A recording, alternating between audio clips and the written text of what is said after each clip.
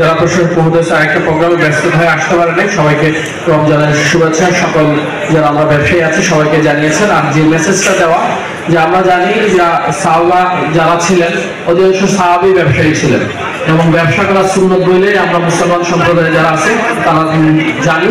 তা আমার বক্তব্য এটাই যে ব্যবসা করা সুন্নত তখনই হবে যখন এটা সুন্নত তরিকায় ব্যবসা হবে।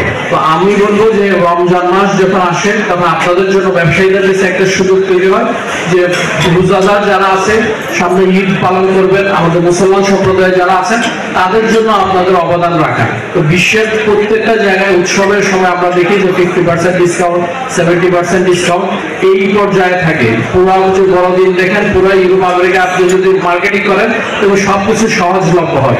এই বিষয়টা আমরা অন্যদেরকে, আমরা ইহুদি নাসারা অন্যভাবে ডিটারমাইন করি, তো আমরা মুসলমানের এই আখলাকটা দেখানো খুবই জরুরি। তো আমি আমার পক্ষ থেকে এই মেসেজ থাকবে যে আমরা রমজানের যাতে ক্রেতা সাধারণ আছে, অধিকাংশ প্রায় 92% মুসলমানের দেশ এখানে, তো রোজাদার যারা থাকেন তাদের যাতে যে নিম্ন আয়ের লোকজন যাদের ইফতারের সামগ্রী থেকে শুরু করে বাকি বিষয়গুলো আমরা এমন পর্যায়ে আনা যে ভোক্তা সাধারণ যাতে তারা এই পর্যায়ে খুশি থাকে এবং তারা এটাকে এই রমজানের ব্যবসায়ীদের পক্ষ থেকে কোনো জুলুম হিসাবে না দেখে।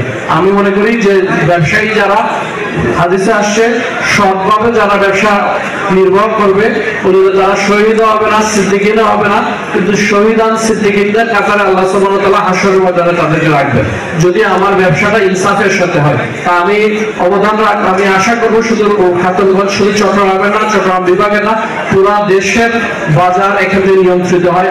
আমি এডিএম চট্টগ্রাম বললে যে আমরা খাগড়াছড়ি এডিএম, বিভিন্ন জেলার এডিএম আমাদেরকে ফোন দেয়, বলে ভাই আমরা তো পাইকারি বিক্রেতাদের কি করবো, তারা তো সবাই খাতুনগঞ্জের দিকে তারা ইঙ্গিত করে যে এখানেই কাজগুলো হচ্ছে।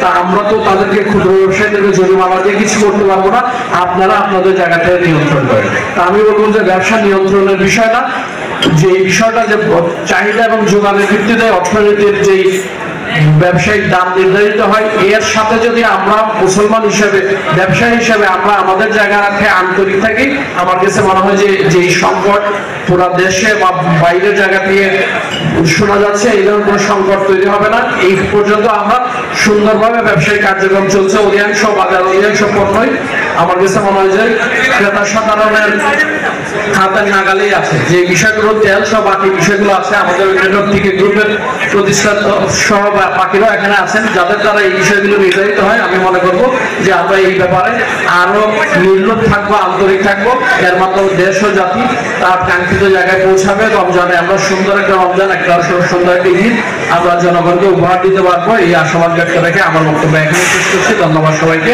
আসসালামু আলাইকুম।